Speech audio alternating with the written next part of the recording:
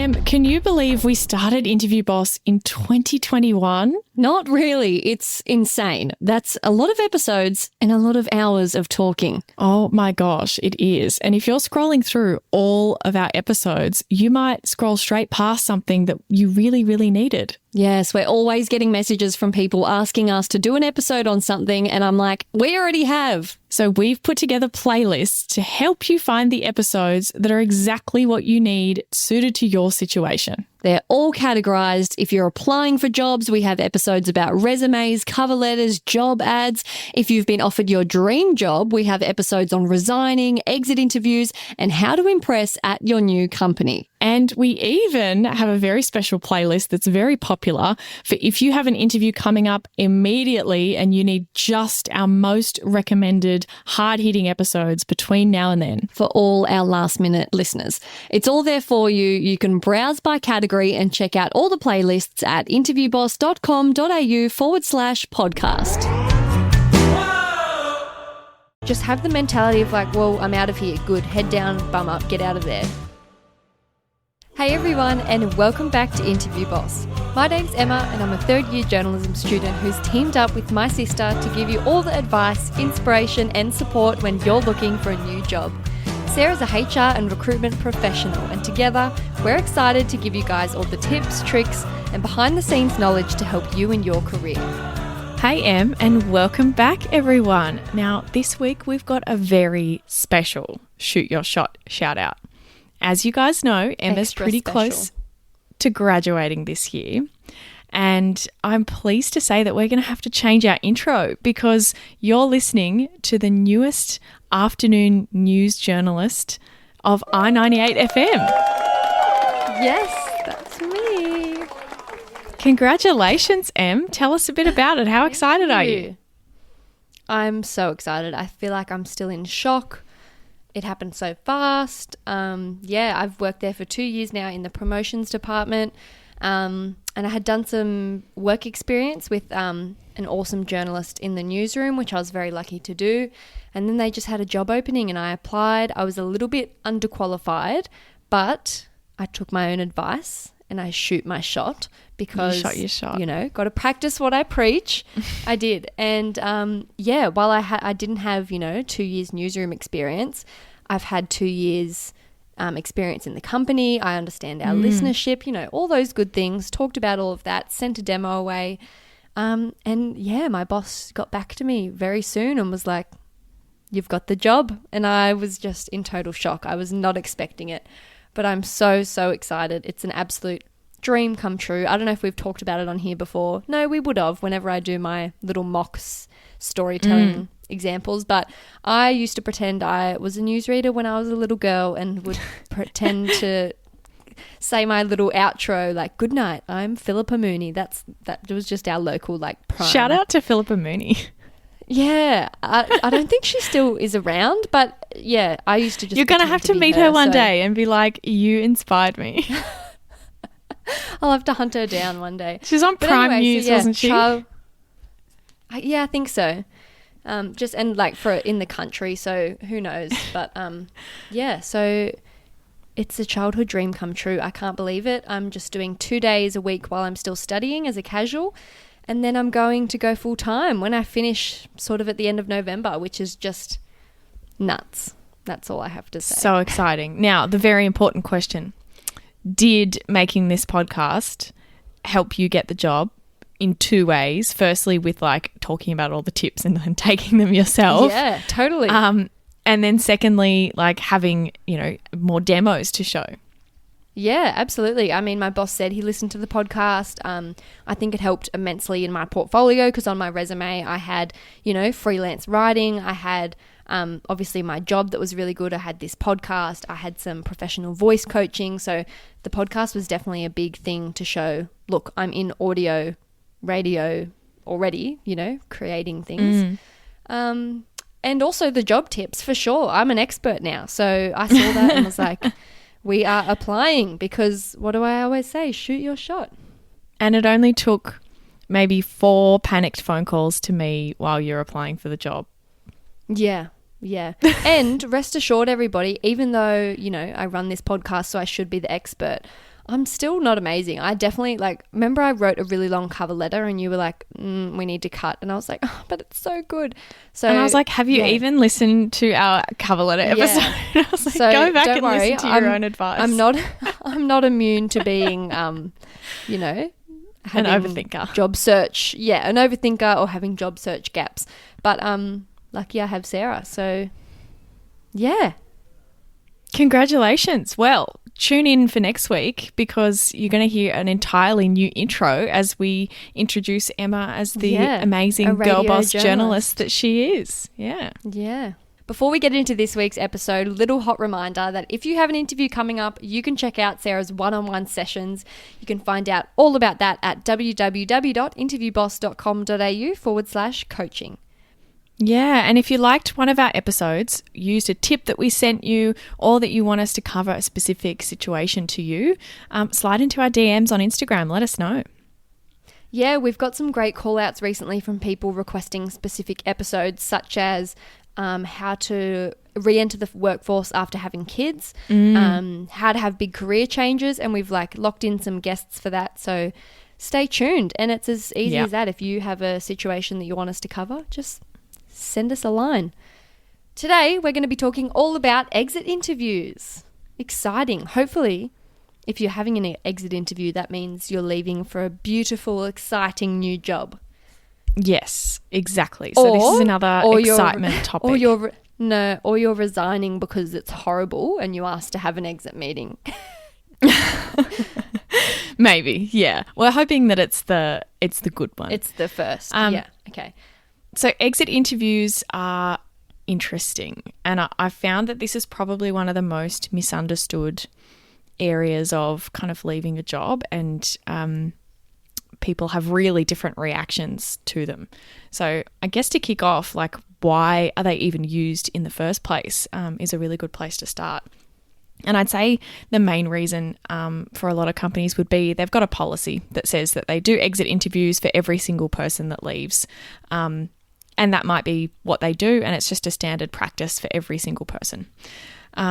The other reasons that you might do an exit interview are because you're looking to get something specific out of that time.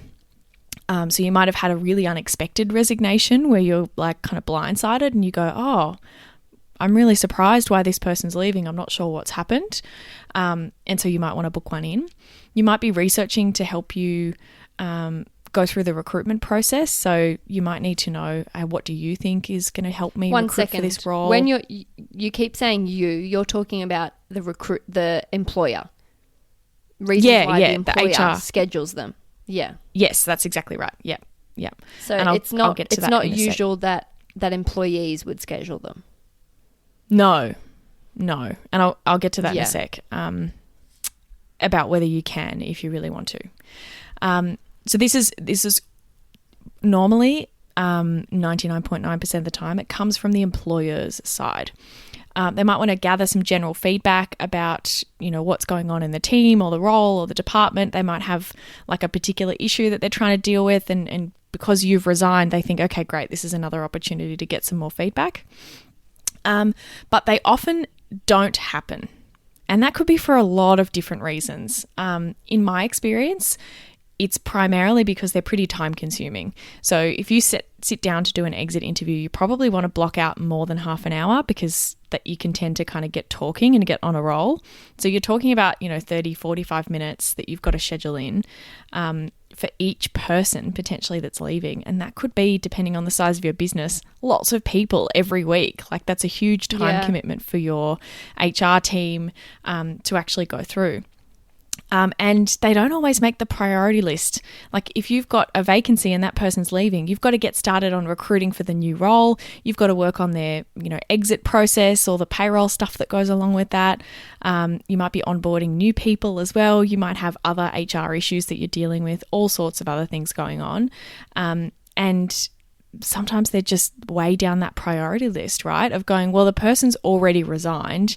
It's not like they're going to change their mind. This isn't going to immediately impact any of my day-to-day work right now. So you might find that you don't get asked for an exit interview as much. For sure. So we've got some context about why employers might schedule exit interviews. What are some people's common reactions to exit interviews? I think number one is a bit of a freak out. Like, oh my God, why do they want to talk to me? What's this about? Yeah. Yeah. Occasionally when I have booked them in, people have freaked out and they've been really scared, concerned. They've talked to their manager of like, oh, HR wants to talk to me. Like, what's happening? What are they going to ask? What is this for? They think it's a trick. Like, I've put in exit interview, but I actually want to talk to them about something else. So yeah, don't be scared. If you get an exit interview invite, like, it's just probably going to be standard questions. There's nothing to be scared of. You don't even have to do it if you don't want to. The other reaction people can have to being booked in for an exit interview is that they can be really uninterested and they don't really want to go through with it. Or I've seen this happen a little bit where we don't have a company policy to do them with every person, and there's just too many people kind of leaving that it's not really common practice. And they're really upset that they haven't been asked for an exit interview. And I've had that come up a number of times because the person's really wants to give feedback and they feel like they haven't been allowed an opportunity to do that. And I think it's important in that situation to, if you really, really need to give feedback in order to process kind of leaving that company, then you need to reach out because it may not be standard practice. You can't assume that you're just going to be booked in for one unless you know that it always happens with every single person, because again, chances are it's not the top of the priority list. So what will they ask you in an exit interview? So normally there's like a standard kind of set of questions that they would go through, but it's normally a pretty open discussion. So the HR person will normally be documenting your answers to things, so they'll be taking notes during the conversation, unless it's a little bit less formal and it's just literally one-on-one with no notes. But they'll normally ask you why you're leaving. So you want to have a good answer for why you're leaving and have a think about that. And what made you start looking for a new job? Because sometimes the reason you're leaving is because, well, this job is, offering me more pay. That's why I'm leaving. But they'll ask you, why did you start looking, or why did you even entertain the idea of a new job? Because that can kind of get to what went wrong to make you start putting your feelers out. And that's kind of what they're interested in, right? Like, was there something that triggered it? Yeah. They might ask what could we do differently in the business? Any feedback that you've got? They might ask how you would describe the company or working here. What was your overall experience like? What advice would you give for recruiting? What kind of skills are most important in this job, given that you've just been doing it? That's probably my favorite one. And even if I don't do a proper exit interview, I'll normally check in with the person to be like, what do you think about what's most important for this job? Because sometimes it's a bit different to what the person's manager thinks is most important. It's helpful to have that context. What was your relationship with your manager like, or with your team and your colleagues? Is there anything we could have done to keep you? And sometimes, what are the salary and benefits like here compared to your new job? Like, are you getting a pay rise, for example? Which, do you have to answer that? What if you're like, I don't want to? No, you don't have to. You're under no obligation at all. But if you've gotten a massive pay rise to go to your new job and it's actually the same kind of level responsibility, maybe that's something that you do want to share with them. You don't have to, but it might help them justify increasing the budget for the next person who comes into that role. So you might be setting up the next person that's going to take your job for success if you genuinely list things that could have been done better. And I know that that's kind of horrible to think that you're leaving for more money and you leaving for more money is going to help the person who did your same job get more money. It's a bit morbid, isn't it? But someone will pay it forward for you one day. Like, someone probably did that in the job you're going into. Well, yeah, that's right. And it's a hard thing to deal with. But when people leave, unfortunately, sometimes that's just the way that it works, to really call out to everyone, hey, we're not paying enough for this position. We're going to have to pay more to get someone else in.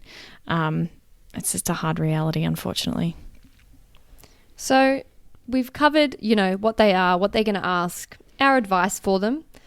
Number one, you don't have to actually participate. Sarah did mention that before, but you could simply decline and just say, oh, what would you say? I'm not interested. Thanks, but no thanks.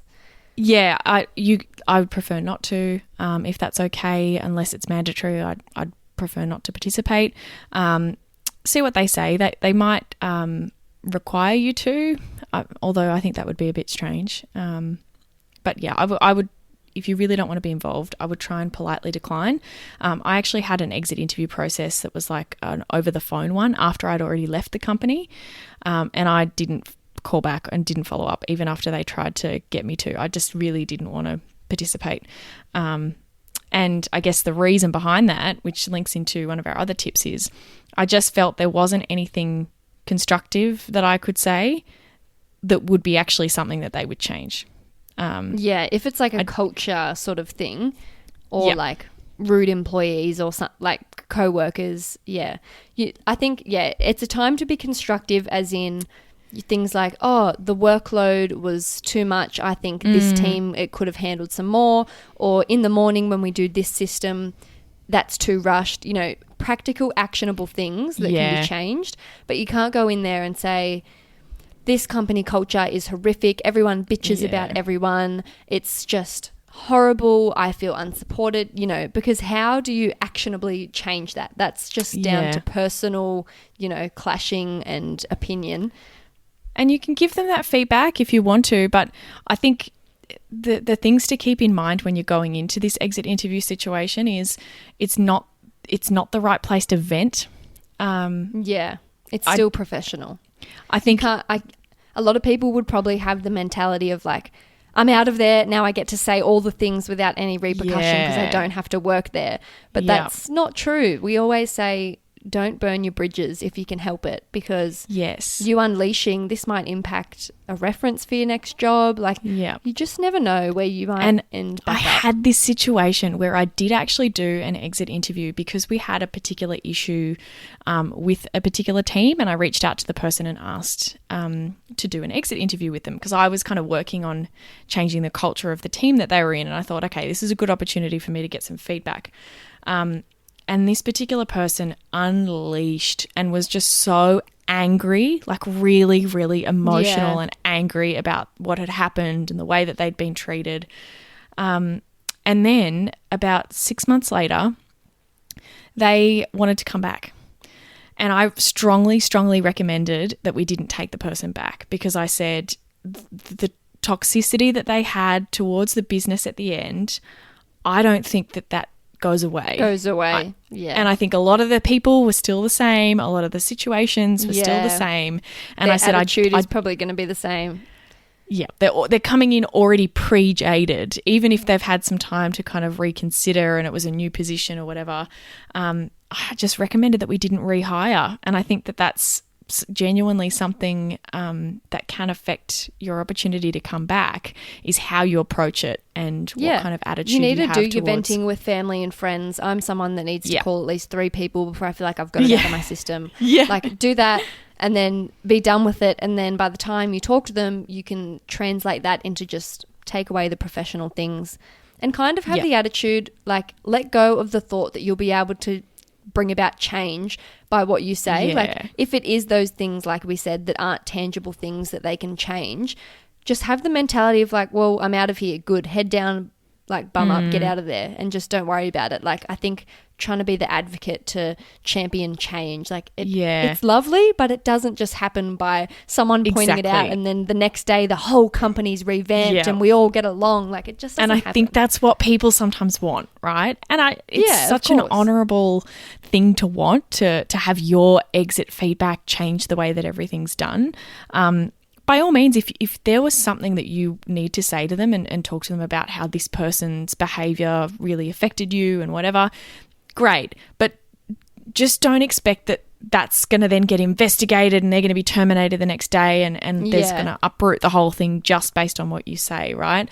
At the end of the day, you've decided to leave, and that's been your decision to kind of move on with your career, and that business needs to continue on without you. So as much as they might really, really value your feedback, it may not change the world, and it may not have the impact that you want to have of feeling like, oh, I got that person fired, or, oh, I fixed everything for the incoming person. And also it kind of doesn't matter. Like if you've gotten to the point where you're exiting, you've made the big decision to leave and get a new job, why do you really care what it's going to continue to be like there? It's not your problem anymore. Just You know, eyes on the future. Yes. Better things are coming. And this is what I've had in certain situations where, a few years ago, a particular person had heard that exit interviews were occasionally done and were really, really angry that they didn't get invited for one. And I mean, they wanted to burn the world down on their way out. And it's not the right motivation to go in there with, because, this person had, like, you know, we were already aware of the issues that they had with other people, the reasons that they were leaving. None of it was really a big surprise. And they wanted X person to be fired, essentially. And I was like, well, we already know there's two sides of this story. Yeah. Anyway, I guess the overall message is you can be honest, but don't go in there unleashing, and pick out, you know, maybe plan before the interview the things that you do think are wrong with the place, and then go through with a highlighter and only highlight the ones that are like practical things they can change. Anything that's kind of opinion or vibes is just, you can't really. Yeah, and take the emotion out of it if you can. Like, try and vent elsewhere and keep the emotion out, and talk about what the impact is, what you'd recommend that you would do differently.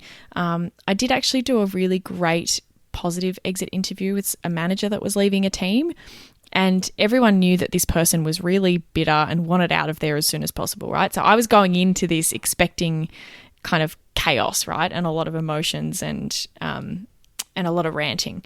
And that's not what I got at all. I actually got a really level-headed person who said, look, I think XYZ is actually not that bad in the scheme of things, but I do think these things are issues.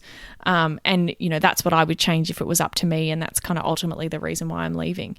Yeah. So helpful for me, because I'm not going to disregard it all thinking that this person's just poisonous and just hates everything. And, she's, you know, I was actually like, she's just angry. Yeah. Yeah. It was actually a he in this case. But you're more likely to elicit change by just being level-headed and, like, what's the word? Practical. Yeah, totally. So if you want to be the hero, do it in a nice, constructive way.